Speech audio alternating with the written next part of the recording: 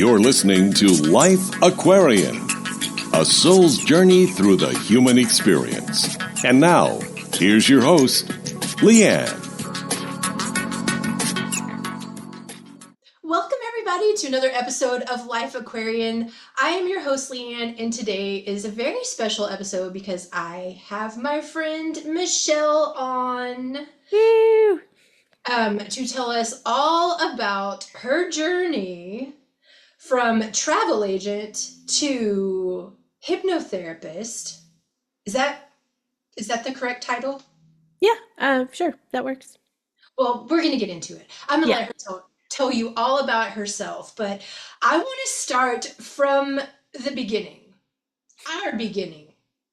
I like that. We met in the travel industry, and I was always so inspired by Michelle because while I was working for a family-owned business, Michelle owned her own travel business. And I always thought that was so cool. I don't even remember which trip it was that we met on. Like, was it Mexico? Was it Jamaica? It was Mexico. It was Mexico. Yeah. Okay, so tell us about that switch when you decided it was time. I want to hear, because when I have guests on here, we're talking about spiritual journeys. And I know that was a big awakening, going from travel to what you're doing now. So tell us a little bit about that. So I'd owned the agency for about 20 years and I'd been in travel for almost 25 years, about 25 years, in 2020 when, of course, everything went to poop. And so being in travel during COVID and when that started, oh my gosh, I mean, talk about it was, are we allowed to cuss? I mean, I think so. Okay. It was fucking miserable. Like I literally, I would cry every day. Nobody knew anything, and you have your clients calling you and wanting to, I mean, I literally, oh my gosh, I I did a video about this. Actually, it was in my memories and I was laughing so hard. I was like, oh, okay, at least I'm not like that angry anymore. But I was so angry at these clients so this was in probably April. And of course, everything had shut down in March.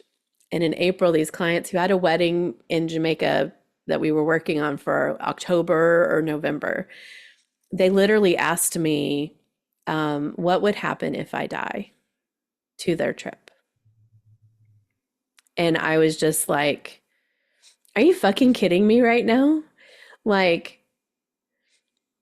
what the, I mean, I was just What just like, if you die or if they die? No, what happened if I died?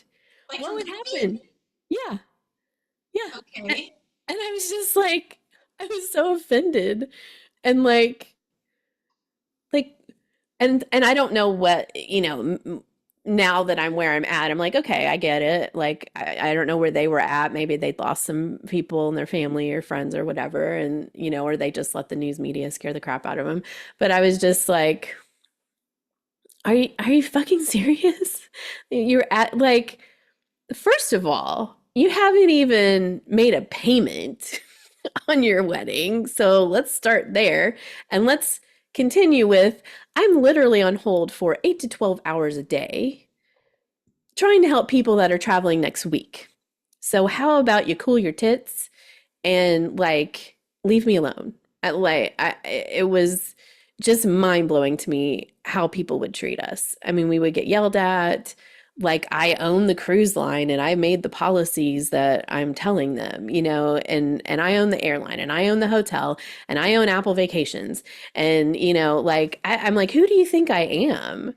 I am your advocate. I'm fighting for you. I'm trying to make sure that things are as fair as I can make them. But like, fuck,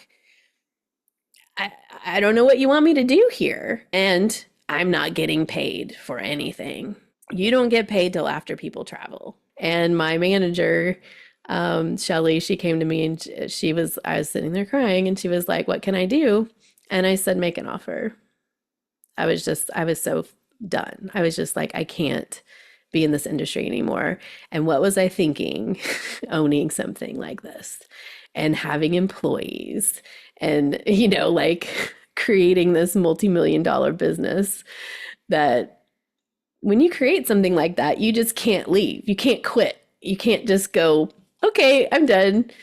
This is my 2 weeks notice because you're the owner. Like you can't just do that. So, so yeah, she bought the agency and we worked out, terms, and she'd been working for free for, months. And so like, yeah, I credited what I hadn't paid her, towards her payment to me of, of the purchase price. And then it was like, okay, now what? And then an ad for RTT, which is the type of hypnotherapy I do, came up, and I thought, okay, I'm gonna have a session. And this was in October. I was like, I'll have a session and see how I like it. Like I think if you're gonna go into something, you should experience it, right? It makes sense to me.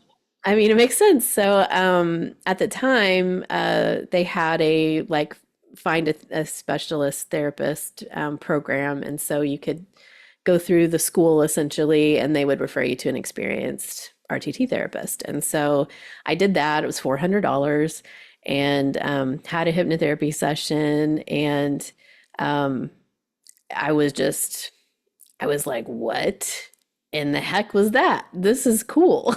This is weird.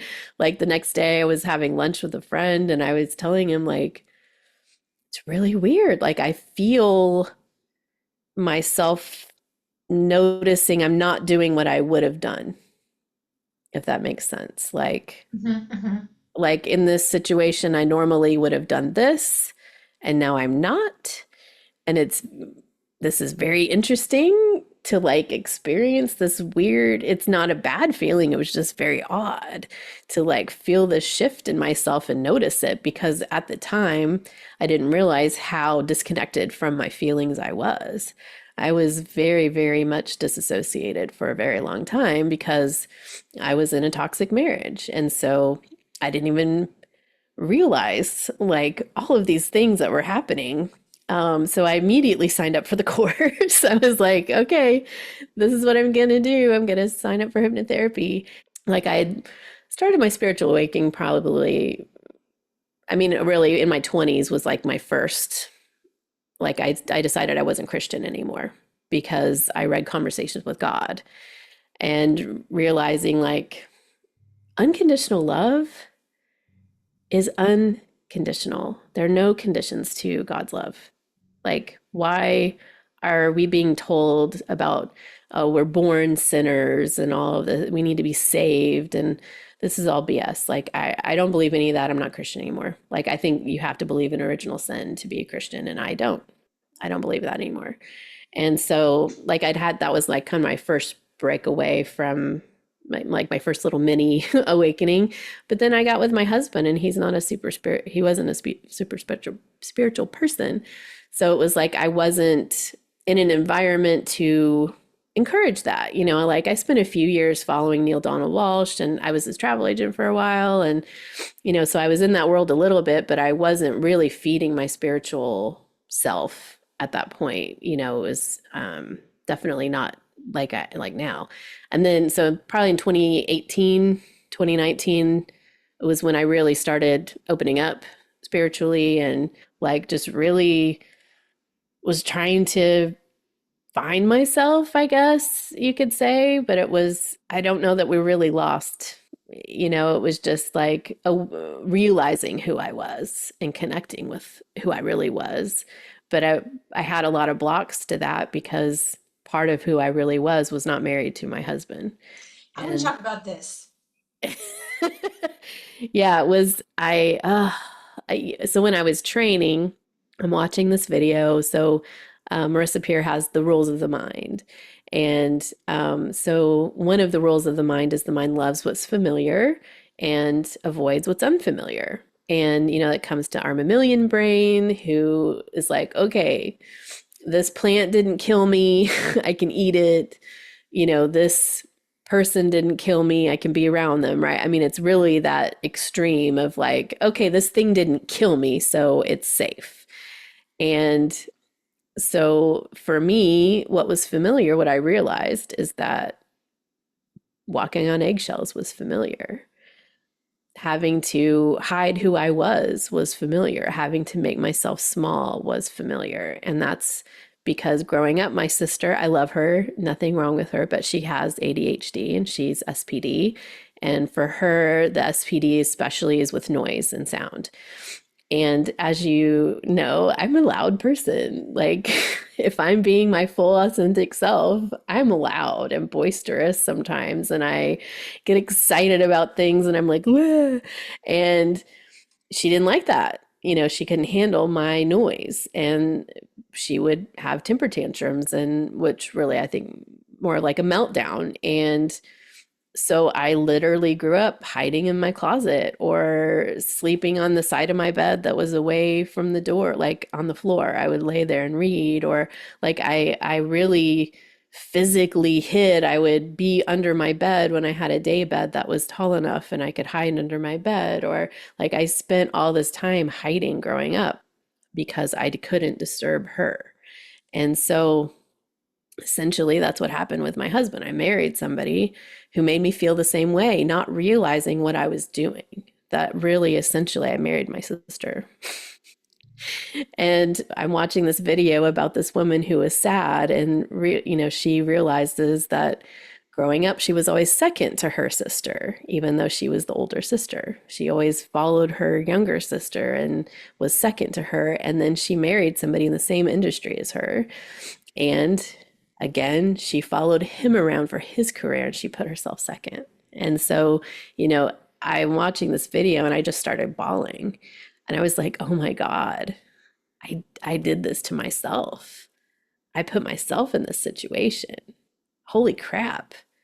And then you're like, now what do I do? And I really wanted somebody to tell me to leave. Like, all I wanted was for someone to tell me to go.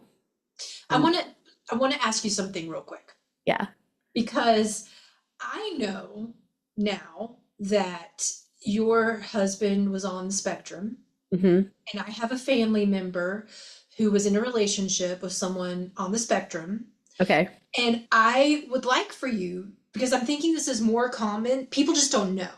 Oh, 100%. People just don't know. Could you please tell us? And of course, we're not diagnosing anyone, we're not Right. doctors, but what are some symptoms of a person who's on the spectrum? And can you give some just examples in your relationship of what that was like for you? Yeah. So a lot of, honestly, think of Spock on Star Trek. Like, very much, very logical. They tend to be very black and white. I mean, Sheldon from Big Bang Theory, Elon Musk, right? So like those are kind of our more famous Aspies. As so one of my best friends is Aspie and she likes the word Aspie, so I like to use Aspie.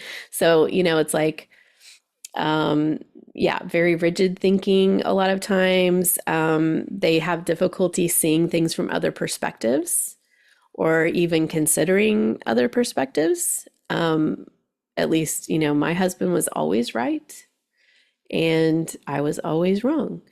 And I told him one time, I was like, I feel like I have to have a dissertation available to even have a conversation about something that I just find interesting. Like, I think elephants telepathically talk to each other. Let's talk about that. Like, I watch lots of elephant videos. Can we talk about how I think that they like somehow have telepathy? And no, because they don't, you know? And it was like, but I feel like, can I just tell you like what I've seen? Like can I live in this fantasy a little bit and just dream about how I think elephants talk to each other with their minds? Because I think that would be cool. And so it's very rigid thinking and very logical. Um, a lot of gaslighting tends to happen. So like for me, it was I would get told how I felt, even when he was wrong, and I would try to tell him, no, you're wrong. I don't feel like that. Wouldn't believe me. which is very frustrating. Like, even, and we would get in these arguments about that. And so there's these like nuances. They live very much in the black and white and not in the gray. In some ways, I mean, now that I know more about the ego, it's like they're just very ego. They're in that ego. I do think that they get overwhelmed with emotions and they disconnect from them. And so it's seems like they don't have emotions, but they do. And most Aspies, I feel like, probably because of things that happened in their childhood too, because they were different, but tend to be avoidant. Mm-hmm. Right. And because of my childhood, I was disorganized. So I was fearful, avoidant mostly, but I also had the anxiety, but definitely avoidant. And two avoidant people can stay together a really long time because nobody talks about anything. Everything is swept under the rug. Nobody talks about like how they feel. And I was so disconnected from my emotions. So like being with an Aspie is very, you don't have that intimacy. And I didn't have the physical intimacy. Like we would go a year or 2 years without sex. And I can't even imagine this. right? It What? sucked. Like, and that's actually at a point I actually explored, like I started reading about polyamory and ethical non-monogamy because I thought, well, if I could, because other parts of our marriage were okay. Like we traveled well together, we liked the same TV shows. I mean, really our life was watching TV and, you know, that was, and traveling. That was really it. We didn't have any sort of deep intimacy. We certainly didn't talk about spiritual things or anything deep. And I didn't realize how surface level our relationship was until I started realizing like, okay, how disconnected am I from my emotions and how disconnected am I from my spiritual self? And like that I don't feel comfortable even talking to my husband about my spiritual self. Like this is just, that's not good. This isn't what I want. I want to be married to somebody who wants to hear about energy. And like he literally one time, like, you know how you keep asking the universe for like the sign of your signs Yeah, and the billboards. I always like, ask for billboards. yes. And so one of the many signs that I got was that he was trying to work on himself somewhat towards the end. And he was using his dad as a mirror, which was actually great, like, because his dad's a narcissist. So he was telling me about something he noticed that he did that his dad did and that he didn't want to do anymore. And I was like, oh, that's great. I was like, well, in that vein, something I've noticed is this, trying to like contribute to his growth. And he's like, okay, well, in that vein, I don't want you to talk about the energy stuff to me. And I'm like, okay, well, I don't really know how to, in my mind, I'm just like, okay, I don't know how to do that. I can't not talk about the energy stuff. Like it's literally everything. So how do I do that, Um, so it was really interesting, but being, some women experience there's a lot of comorbid things that go with ASD, and so it's like there's something called pathological demand avoidance, and I think it's similar to oppositional demand disorder or something like that. Um, but it's where like you ask them to do something, and there's always that pushback that I'm not going to do it because you want me to kind of attitude with that. Mhm. Now, luckily, my husband didn't have that, but many of them do, and so there's things like that. There are online tests that you can find that, but a lot of them feel like aliens, and they feel like, you know, they're not part of this world. And like we were watching. There's a show on Netflix called Love on the Spectrum, which is actually really cute. They're more, I would say they're a little bit more of like level 2 autism, but where like ASD would be level 1, but if we're labeling things.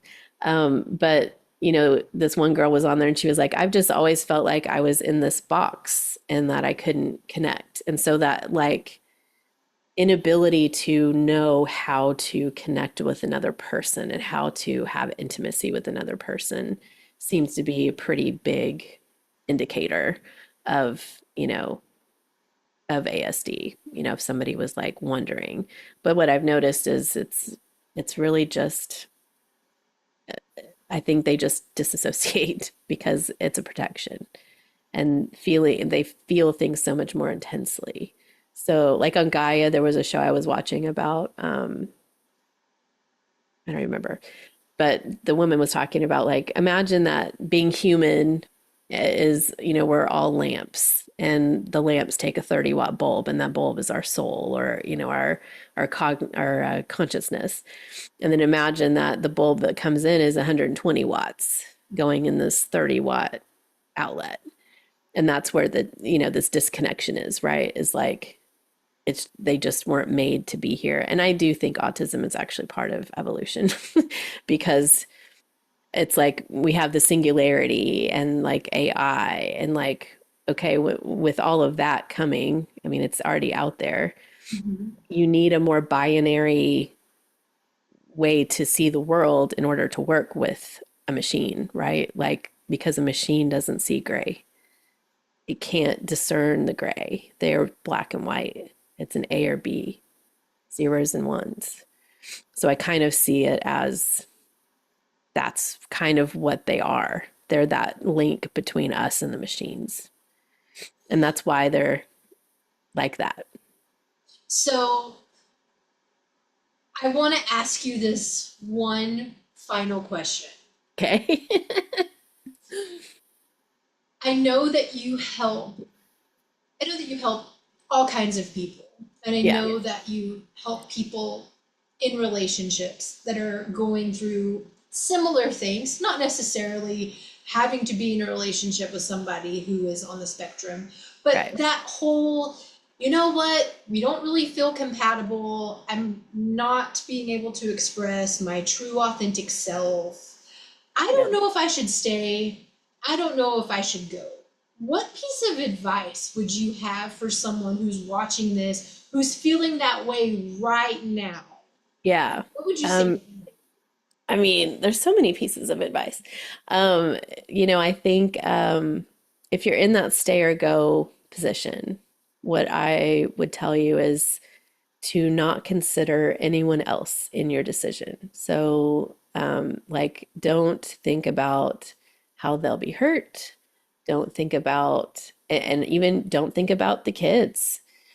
And people might think, oh my, I have to consider my kids. And I'm like, no, you don't. Because what I believe is our souls chose our parents, for a reason, for essentially the trauma, we'll call it experiences that they were going to give us, and that we have these soul agreements with our parents to go through what we're going to go through.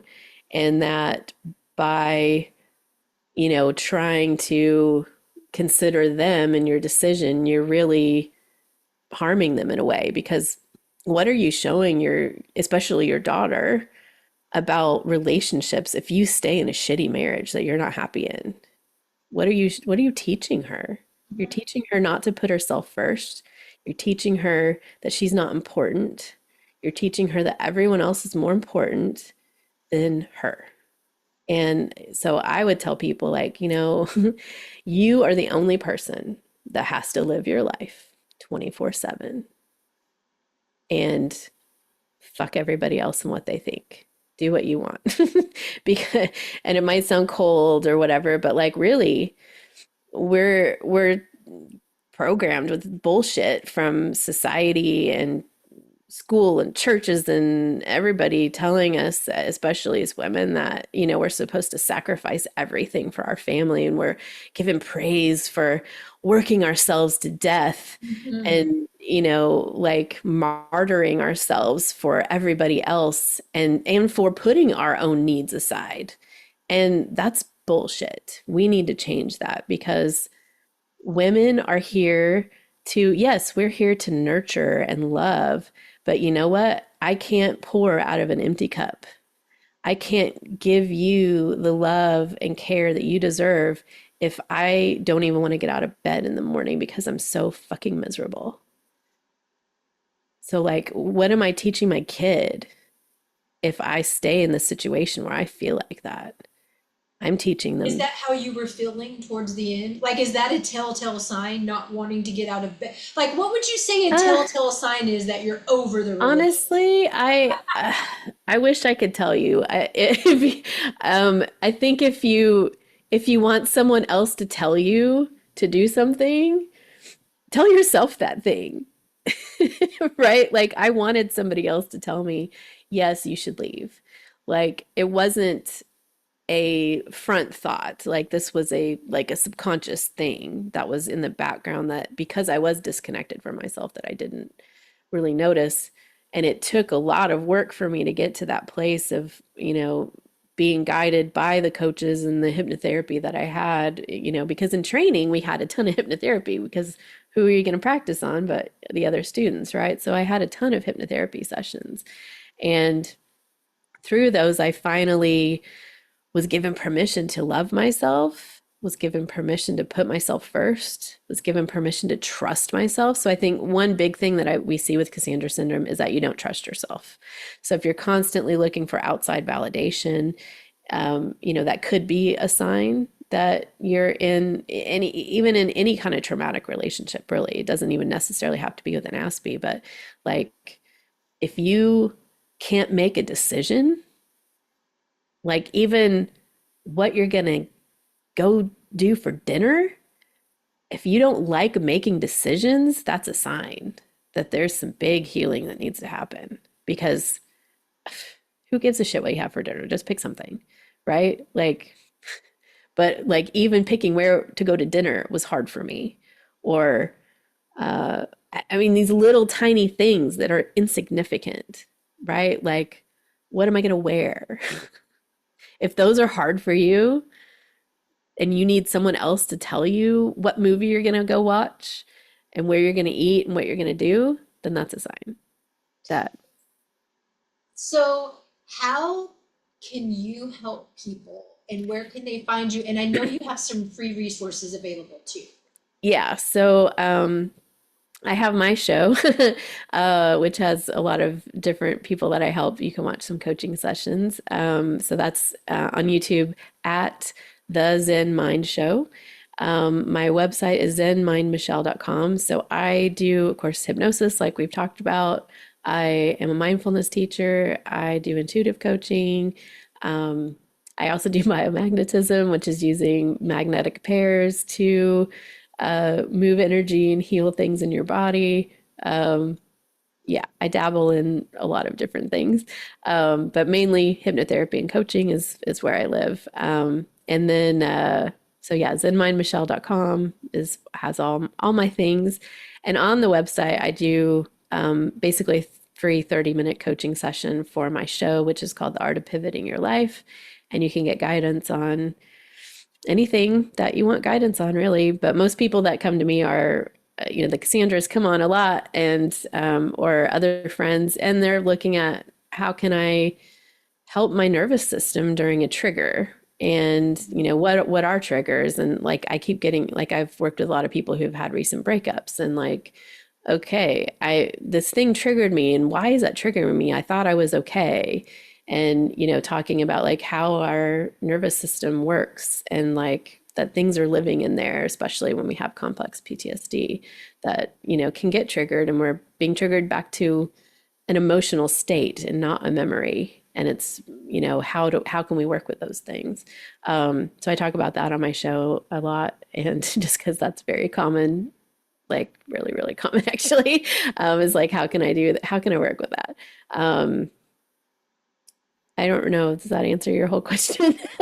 Yes, yes, it does. So, lots of different ways to work with you. And I think it's so cool that you allow people an opportunity to get guidance from you for free by coming onto your show, by participating in the show. So that's really cool. Yeah. Well, and I feel like the law of one, and the Hermetic laws is very active in my life. And so it's like what's in me is in someone else, and what's in them is in somebody else. And so, by helping one person, maybe I'm helping 100 people, at least know that there's hope and know how to handle something that they may not have known about before. So I think healed people heal people. So the more we can spread healing through the world, the happier this world is going to get, and the better off we're all going to be together. I 100% agree. And that I is knew you why would. that's why we're both doing what it is we do. And thank you so much, everybody, for being here, for sharing your beautiful energy with us. And until next time.